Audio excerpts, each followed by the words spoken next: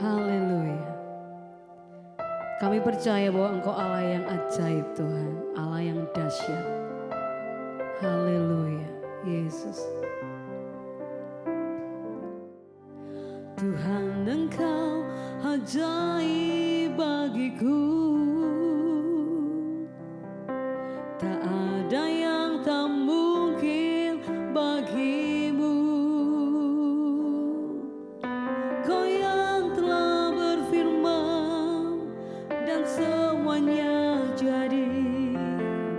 Tuhan Engkau ajaib bagiku. Sungguh ku percaya tiada yang mustahil. Mujizat masih ada dalam hidupku. Sembuhkan sakitku, pulihkan jiwaku. Mujizat masih ada bagiku. Haleluya, amin Tuhan. Tuhan Engkau ajaib bagiku, tak ada yang tak mungkin bagimu. Kau yang telah berfirman semuanya jadi. Tuhan Engkau ajaib bagiku. Sungguh ku percaya tiada yang mustahil. Mujizat masih ada dalam hidupku. Sembuhkan sakitku, pulihkan jiwaku. Mujizat masih ada bagiku. Sungguh ku percaya tiada yang mustahil. Mujizat masih ada dalam hidupku. Sembuhkan sakitku, pulihkan jiwaku. Mujizat masih ada bagiku. Mujizat masih ada bagiku. Mujizat masih ada bagiku. Kami percaya Tuhan, tiada yang mustahil. Mujizat-Mu, haleluya.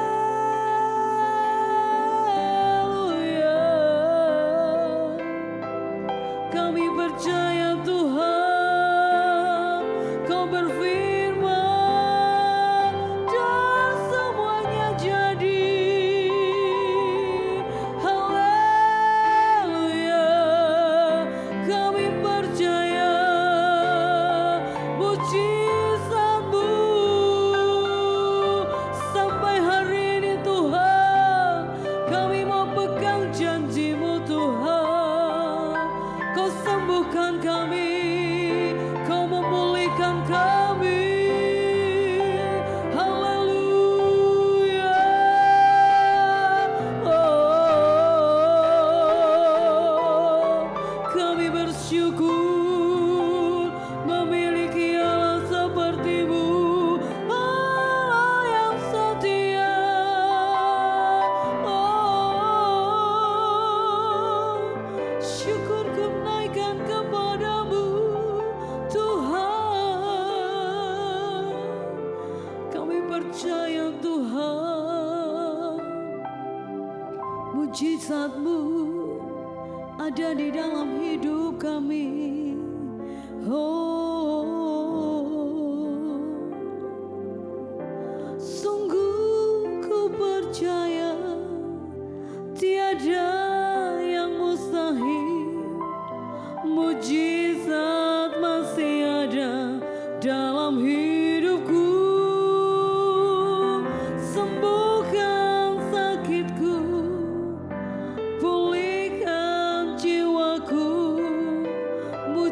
mujizat masih ada bagiku. Sungguh ku percaya tiada yang mustahil. Mujizat masih ada dalam hidupku. Sembuhkan sakitku, pulihkan jiwaku. Mujizat masih ada bagiku. Benar Tuhan, kami terlampau percaya bahwa mujizat-mujizat itu ada di dalam hidup kami. Pagi hari ini Tuhan, kami mau pegang janji-Mu bahwa Tuhan sudah sembuhkan kami, bahwa Tuhan sudah pulihkan kami. Terima kasih Tuhan. Kami percaya bahwa jemaat-Mu boleh mengalami mujizat-mujizat yang luar biasa. Berfirmanlah pagi hari ini Tuhan, kami siap mendengarkan. Hanya di dalam nama dan demi nama Tuhan Yesus Kristus. Haleluya. Amin. Shalom, selamat pagi Bapak Ibu Saudara yang diberkati daripada Tuhan. Mari kita persiapkan setiap hati dan hidup kita di pagi hari ini untuk kita merenungkan akan kebenaran firman Tuhan. Di pagi hari ini Bapak Ibu Saudara, kita akan merenungkan akan satu tema, yaitu hidup dalam kuasa daripada Allah. Hidup dalam kuasa daripada Allah. Jadi pagi hari ini Bapak Ibu Saudara, sudahkah hidup kita itu berada di dalam naungan daripada Tuhan kita? Sebagai anak-anak pilihan daripada Tuhan, maka sudah seharusnya supaya setiap kita ini mewarisi apa yang Tuhan inginkan, yang Tuhan kerjakan di dalam setiap kehidupannya, untuk kita dapat kerjakan juga dalam setiap kehidupan kita. Mungkin di dalam perjalanan iman kita kepada Tuhan Bapak Ibu Saudara, timbul pertanyaan dalam hidup kita. Seringkali kita merasa lelah dalam iman percaya kita kepada Tuhan Bapak Ibu Saudara. Lalu apa yang harus kita kerjakan supaya di dalam mengikut daripada Tuhan, kita dalam hidup kita ini tetap ada dalam kuasanya Bapak Ibu Saudara. Mari kita buka di dalam Efesus pasal yang ketiga, ayat 20 sampai 21. Efesus pasal yang 3 ayat 20 sampai 21.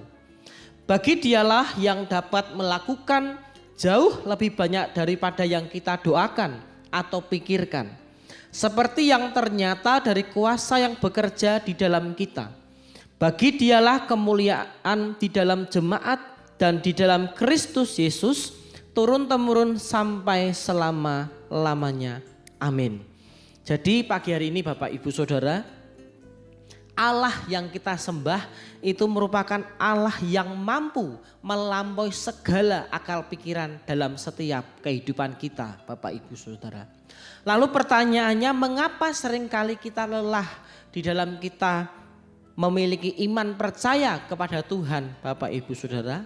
Karena seringkali kita membatasi kuasa Tuhan dalam setiap kehidupan kita. Sebagai contoh Bapak Ibu Saudara, sudah tahu kita ini diberikan kuasa, sudah tahu kita diperlengkapi dengan hikmat daripada Tuhan.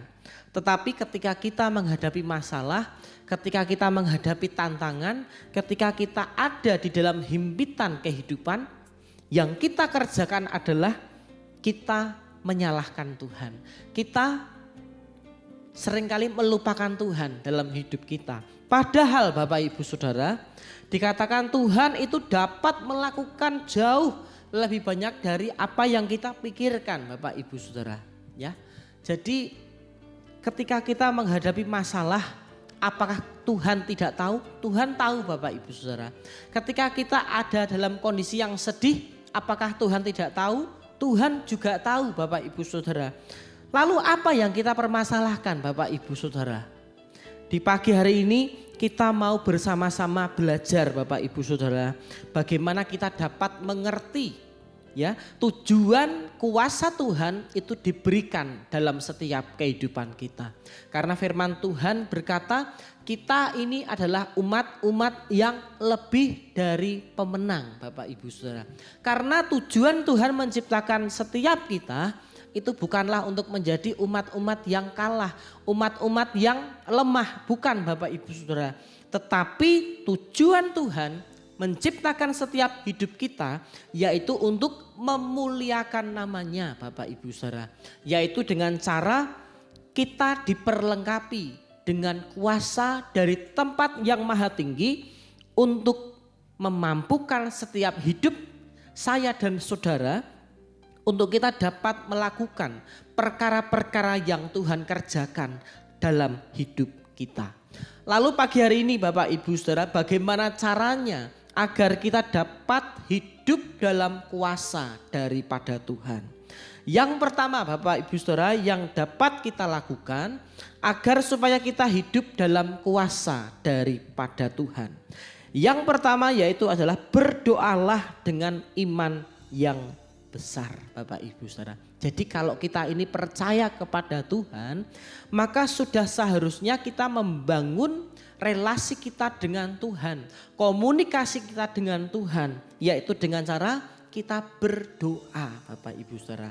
Kita lihat di dalam Yakobus pasal yang keempat ayat yang ketiga.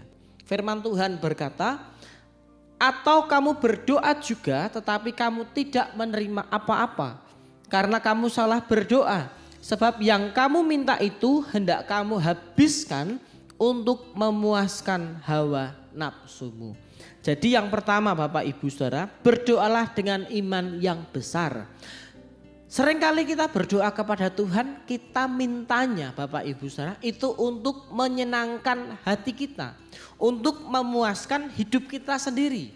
Tetapi kita lupa Bapak Ibu Saudara, ketika kita berkomunikasi dengan Tuhan, yang seharusnya kita inginkan adalah kita memuliakan akan nama Tuhan. Bahkan mungkin seringkali kita ini sulit untuk berdoa kepada Tuhan dengan kata-kata kita Bapak Ibu Saudara. Tetapi di dalam firman-Nya Roh Allah itu membantu kita untuk berdoa dengan kalimat-kalimat yang tidak terucapkan. Kita lihat Bapak Ibu Saudara di dalam Roma pasal yang ke-8 ayat yang ke-26. Roma pasal yang ke-8 ayat yang ke-26. Demikian juga Roh membantu kita dalam kelemahan kita, sebab kita tidak tahu bagaimana sebenarnya harus berdoa.